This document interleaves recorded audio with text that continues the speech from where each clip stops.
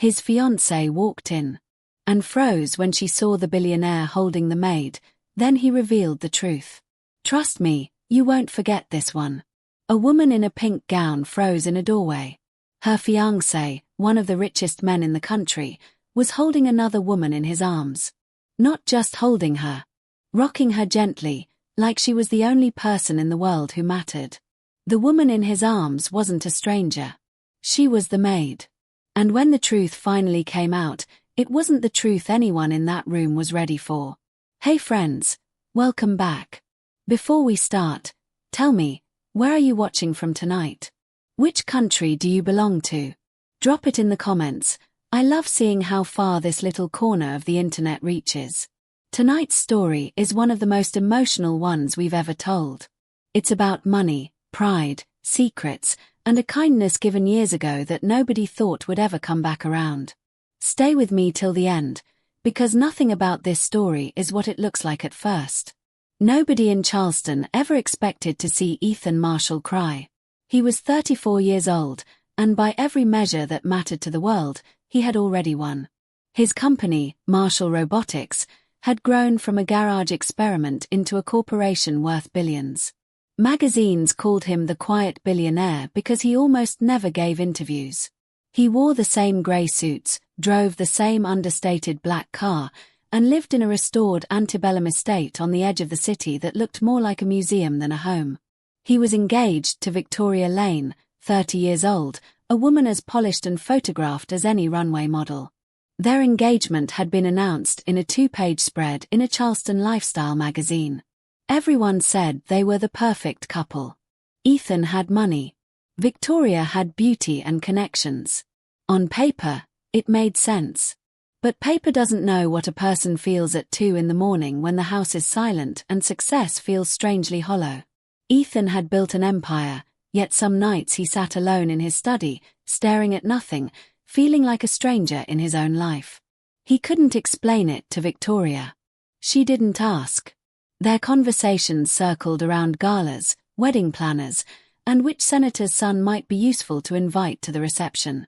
6 months earlier, his housekeeper of many years had retired, and in her place came a woman named Grace Bennett.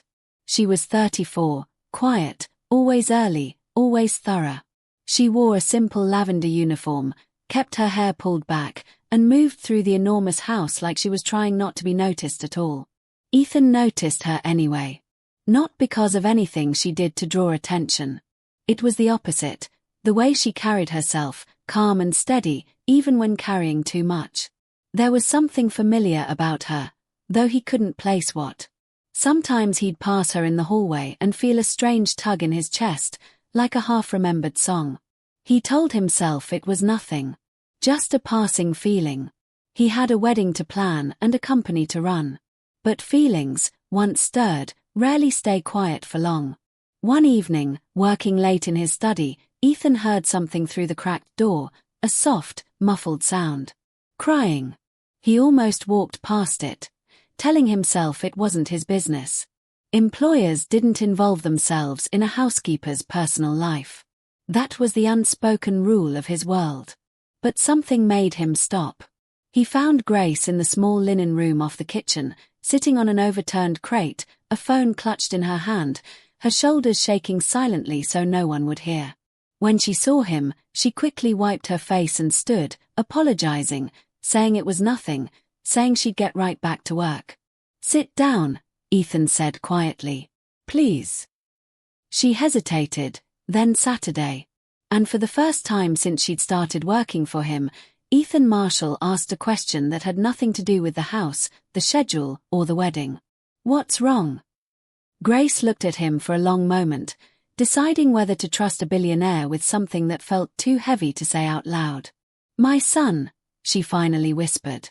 "He's sick. Really sick. And I don't know how much longer I can keep affording his treatment." Ethan didn't say anything right away. He just sat there, letting the words settle, feeling something stir in him that he couldn't yet name, something that felt strangely like memory. Grief has a way of making a person disappear even while they're still standing right in front of you. Grace Bennett had learned that lesson 2 years earlier, on the night her husband, Marcus, didn't come home from his shift at the shipping yard. A crane cable had snapped. It was over before anyone could call for help. She was left with a 6-year-old son named Noah and a stack of bills that seemed to multiply overnight. She had taken the housekeeping job at the Marshall estate because it paid well, offered health coverage, and let her leave in time to pick Noah up from school. She never told anyone at work about her husband. She never told anyone about the diagnosis that came 8 months ago. Leukemia, the doctors said, using words too big and too cold for a woman just trying to keep her son alive. She worked in silence. She smiled when she needed to. She cried only when no one could see. Until the night Ethan Marshall saw. After that conversation in the linen closet, something shifted in the house, though neither of them spoke of it directly. Ethan started noticing things he hadn't before, the way Grace's hands trembled slightly when she thought no one was looking, the exhaustion behind her composed expression, the quiet dignity she carried like armor. He found himself remembering things he hadn't let himself remember in almost 20 years. Before Marshall Robotics. Before the suits and the boardrooms. Before he was the quiet billionaire. Ethan had been a scared 17-year-old boy who ran from a foster home that hurt him more than helped him. He had lived on the streets of Charleston for almost a year, sleeping behind a laundromat, stealing bread when he was desperate enough, disappearing into himself the way people do when the world stops seeing them as human. There had been a girl. A waitress at a small diner near the harbor. She never asked him questions. She just started leaving a foil-wrapped plate by the back door every night around closing time, along with a paper cup of coffee, still warm. Some nights, she'd sit with him for a few minutes on the back steps and talk about nothing. The weather, a book she was reading, a song on the radio. She never made him feel like charity. She made him feel like a person again. One winter night, she gave him her own coat off her back because his was soaked through and he was shaking too hard to walk straight. She told him, "You're going to make something of yourself one day. I don't know how I know. I just know." He never learned her last name. A few weeks later, the diner closed and she disappeared from that stretch of the harbor. He searched for her, years later, when he had money and resources and no more excuses. Hired investigators, checked old employment records, anything. He never found her. Some part of him had never stopped looking. He hadn't thought about her in years. Not consciously. But sitting in his study that night, watching Grace Bennett try to hold herself together over her sick son, something ancient stirred in his chest. It didn't make sense. It couldn't be her. Charleston was a big city. This was surely coincidence, nothing more. But that night, for the first time in a long while, Ethan Marshall couldn't sleep. The truth doesn't always arrive with thunder. Sometimes it arrives in something as small as a dropped photograph. It happened 3 days later. Grace had been carrying a small box of belongings from her car, things Noah had asked her to bring for a school project, when the box tipped and spilled across the marble entryway. Ethan, coming down the stairs, knelt to help gather the scattered items. That's when he saw it. An old photograph, its edges soft and worn from years of handling. A teenage girl in a diner uniform, standing behind a counter, smiling at whoever held the camera. On the back, in faded pencil, "Harbor Diner, my first month, 2008. Ethan's hand froze over the photo. He knew that diner. He had eaten from its back door for almost a year of his life. "Where did you work in 2008? He asked, his voice unsteady in a way that surprised even him. Grace, still gathering fallen items, glanced up, confused by the strange urgency in his tone. "The Harbor Diner. Down by the old shipping docks." "Why?"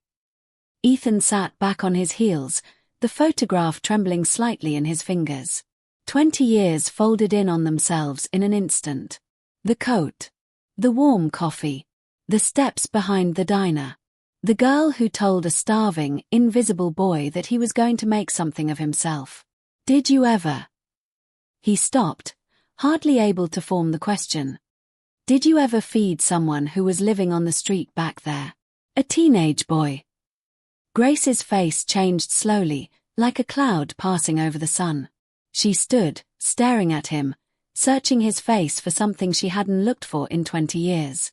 There were a few, she said carefully. It was a hard winter that year. I couldn't just watch people go hungry behind our own dumpster. There was one boy, Ethan said, his voice breaking in a way he hadn't allowed in front of anyone in years. You gave him your coat. You told him he'd make something of himself one day. The box of belongings slipped fully from Grace's hands. Ethan, she whispered, and it wasn't a question anymore. It was recognition, arriving 20 years too late and exactly on time. That was you. The silence between them stretched long enough to hold 2 decades inside it. I looked for you, Ethan said, his voice raw. For years. I hired people to search old employment records. I never found you. I moved, Grace said, tears already sliding down her face. My father got sick. We left Charleston for almost 10 years. I only came back after. Her voice caught. After Marcus died. Ethan stood slowly, the photograph still in his hand, and for the first time since Grace had started working in his house, he saw her, not as staff, not as background, but as the single most important stranger of his entire life. You saved me, he said quietly. You have no idea. I was 17 and I had given up. You were the only person who looked at me like I was still worth something. Grace shook her head, wiping her face. I didn't do anything special. I just... You did, Ethan said. You did more than anyone. Neither of them said anything else for a long moment. The house around them, usually so vast and cold, suddenly felt very small and very warm. Some debts take 20 years to find their way back to the person who's owed them. That evening, Ethan found Grace again, this time in the small courtyard behind the kitchen where she sometimes sat alone during her breaks. She looked smaller than usual, worn thin from carrying a secret weight she'd never expected anyone to lift. How's Noah? Ethan asked, sitting down beside her on the old wicker bench. Grace's composure, which had held through so much for so long, finally cracked.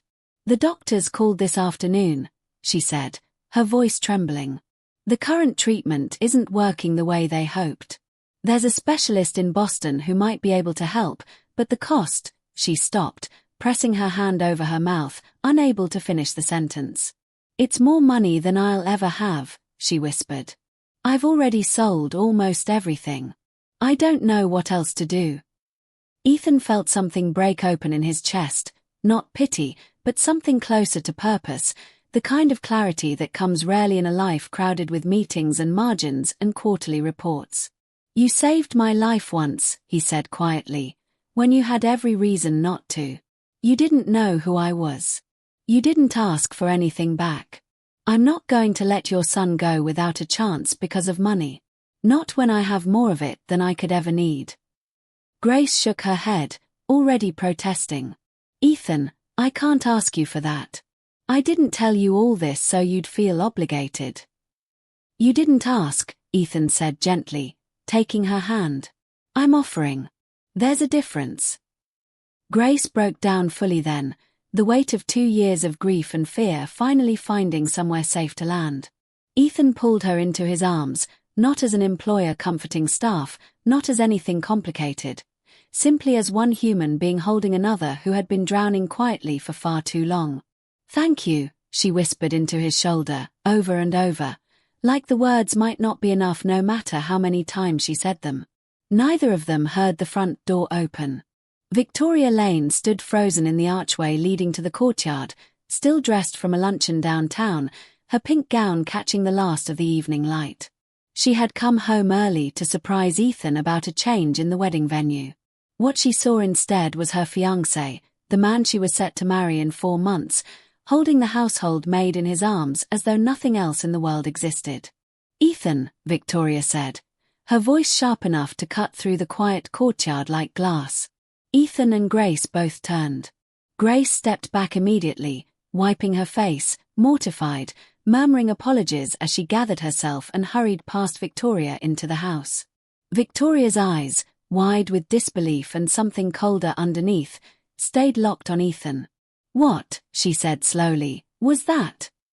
There are moments that reveal a person's true character faster than years of conversation ever could. This was one of them. "It's not what it looked like," Ethan said, standing, holding his hands out in a gesture of calm he didn't fully feel. "Really?" Victoria said, crossing her arms.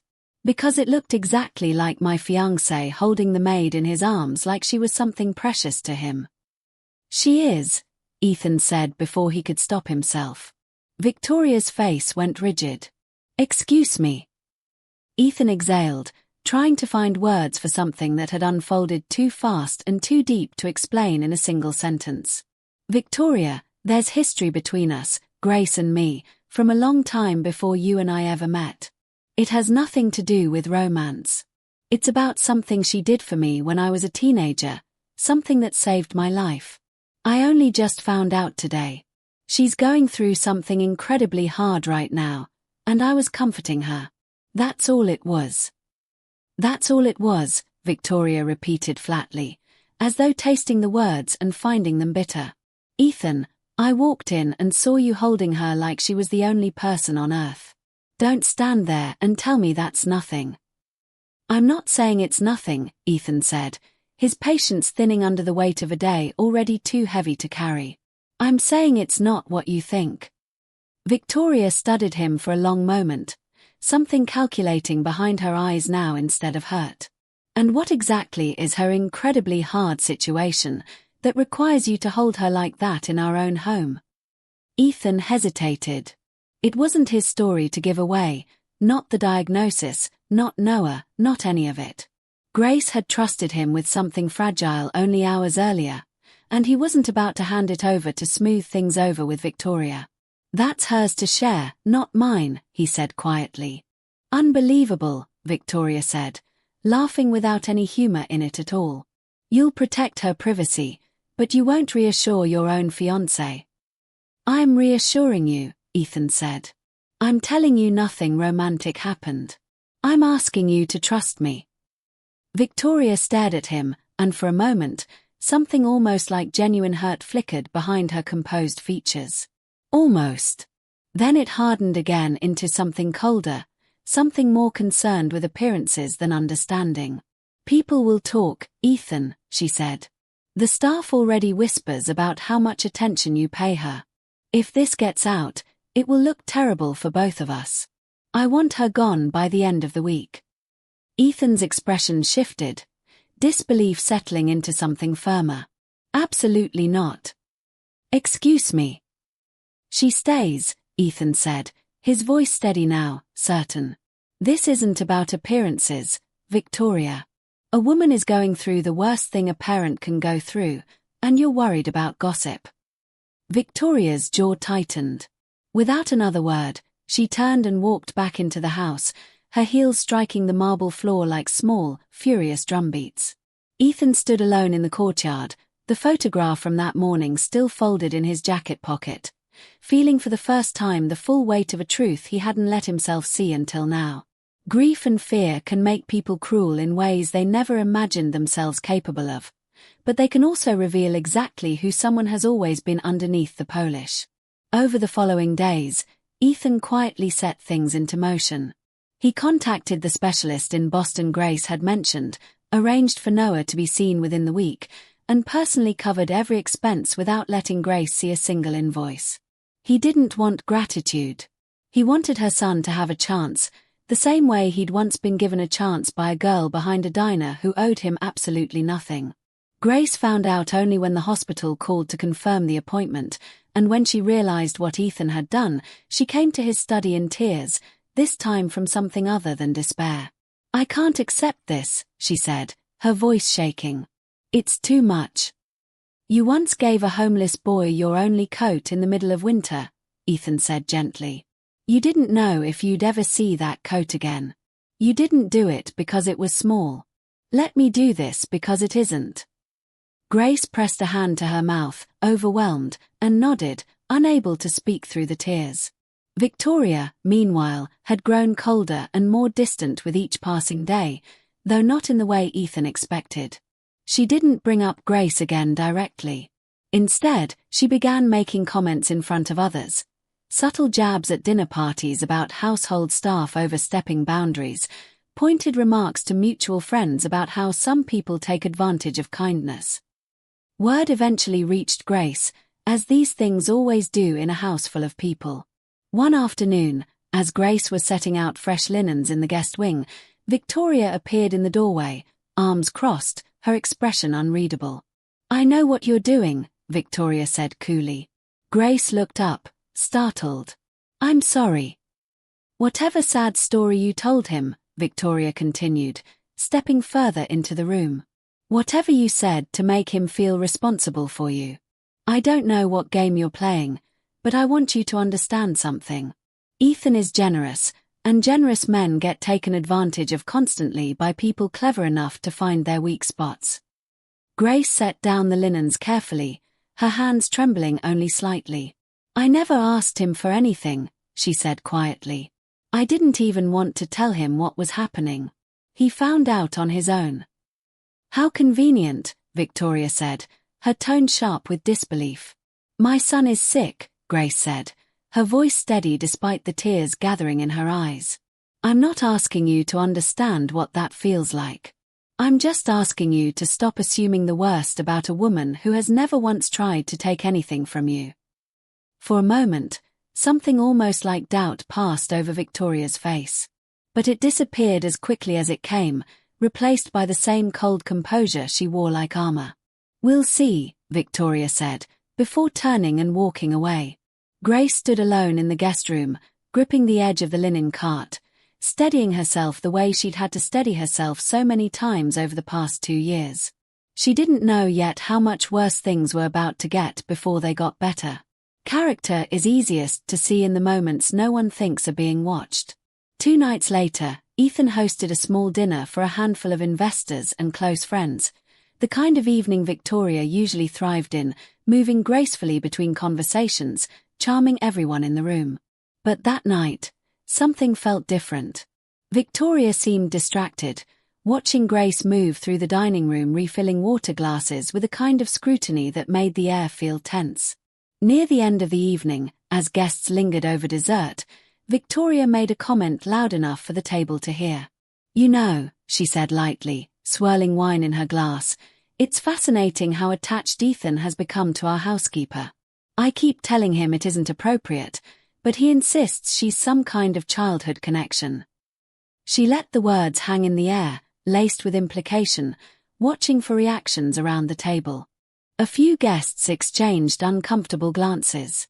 Ethan's jaw tightened, but before he could respond, Grace, who had just entered with a fresh pitcher of water, stopped in the doorway, absorbing the comment meant to humiliate her in front of a room full of strangers. "Victoria," Ethan said, his voice low but firm. "That's enough." "I'm simply making conversation," Victoria said, smiling thinly. "You're embarrassing someone who has done nothing to deserve it," Ethan said, standing now, his composure fraying for the first time in front of guests. "I think it's time we talk privately." Victoria's smile faltered, but she rose gracefully, excusing herself from the table with practiced elegance, following Ethan into the hallway. The moment they were alone, Ethan turned to her, his voice quiet but unmistakably resolute.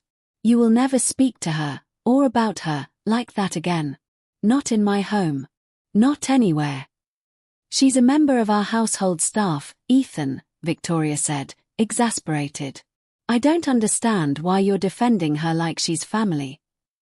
"Maybe," Ethan said slowly, the realization settling into him even as he spoke it aloud for the first time, "because she's shown me more real kindness in the last 20 years than you have in the 2 we've been together." Victoria's face went pale, then flushed with anger.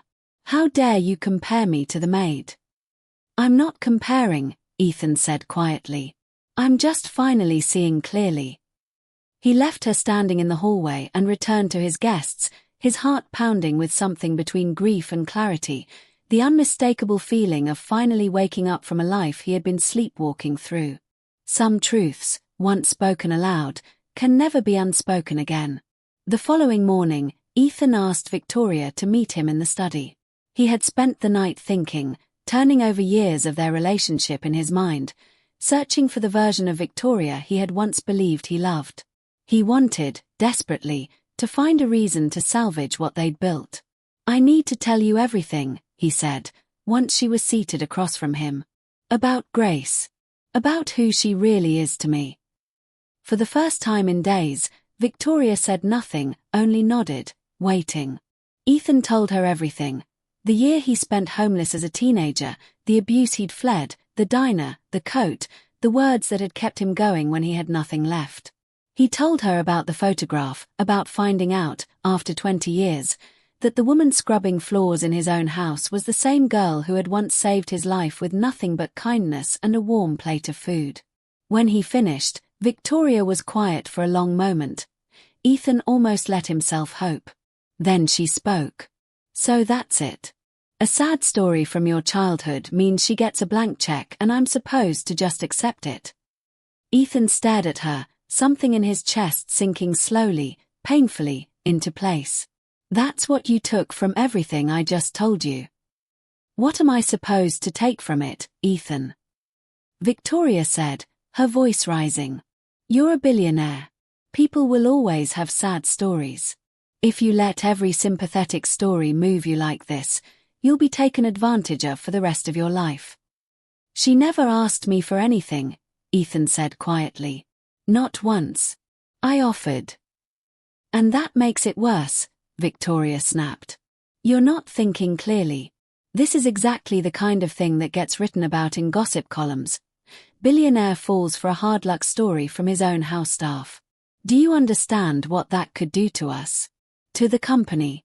To our reputation?"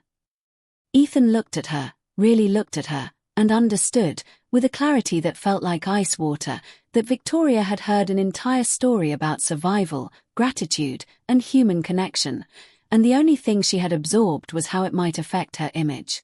"I don't think you and I want the same things," Ethan said slowly. "I don't think we ever did."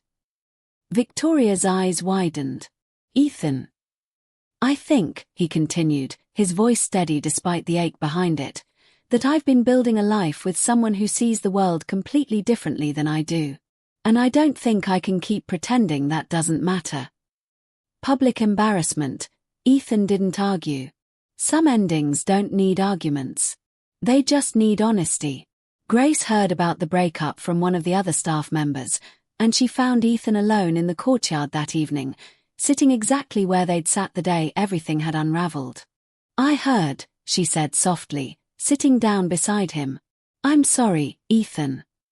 "Don't be," he said, and he meant it. "I think I've been sorry about that relationship for longer than I let myself admit. It just took someone showing up in my life again, reminding me what real kindness looks like, for me to see the difference." Grace was quiet for a moment. "I never meant to cause trouble in your life. I promise you that." "You didn't cause trouble," Ethan said, turning to look at her. "You brought clarity. 20 years ago, you saved a boy who had nothing. And somehow, you did it again, without even trying." Grace's eyes filled, but this time it wasn't grief. It was something gentler. "Noah has his first round of treatment in Boston next week," she said. "The doctors sound hopeful. Really hopeful, Ethan. I haven't let myself believe that in a long time." "Then believe it now," Ethan said. "You've earned every bit of hope you can hold on to." They sat together as the sun dropped low over the estate, two people whose lives had crossed once in a desperate winter and crossed again in a moment neither had planned, and somehow, it felt less like coincidence and more like something that had simply been waiting to happen. Some stories don't end with a wedding or a fortune. They end with something quieter, and somehow bigger. 6 months later, Noah rang the bell at the Boston Children's Hospital, the one reserved for patients who finished their treatment. His scans were clear. Grace stood beside him, sobbing openly, no longer hiding her tears from anyone. Ethan was there too, standing a respectful distance away, having flown up for the appointment because he'd promised Noah he wouldn't miss it. Ethan Marshall never married Victoria Lane. Their engagement announcement was quietly retracted from the same magazine that had once celebrated it, and neither of them spoke publicly about why. Ethan didn't need people to understand. He only needed to understand it himself, and he did, clearly, and without regret. As for Grace, she stayed on at the estate for another year, though not as a housekeeper. Ethan created a foundation in her honor, the Harbor Diner Fund, named for the small restaurant where a scared teenage boy once found the only kindness he could count on. The foundation helped families facing medical costs they couldn't afford alone, quietly, without press releases or headlines. Grace became its first director, no longer scrubbing floors, but running a program that gave other struggling parents the same lifeline she had once given a stranger for free. Every year, on the anniversary of the day Ethan found that old photograph on the marble floor, he sends Grace and Noah a card. It never says much. Just, thank you for a coat, a plate of food, and a reason to keep going. I'm still trying to earn it. And every year, Grace writes back the same simple line, you already have. This story reminds us of something easy to forget in a world so focused on money, status, and appearances. That kindness costs nothing, but it can change the entire course of someone's life.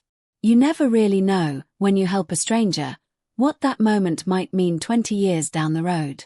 A warm plate of food, a coat off your back, a few kind words on a cold night, these things can outlast fortunes. They can outlast broken engagements and hollow relationships built on the wrong things. They can come back around in ways you'd never expect, at exactly the moment someone needs them most. So if you've ever wondered whether a small act of kindness really matters, let this story be your answer.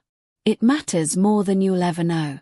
If this story touched your heart tonight, do me a favor, hit that like button, it truly helps this channel grow.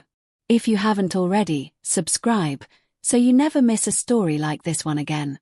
And if you know someone who needs a little hope today, someone who's tired, or struggling, or just needs a reminder that kindness always finds its way back, share this with them. Thank you for staying with me until the very end. I'll see you in the next story.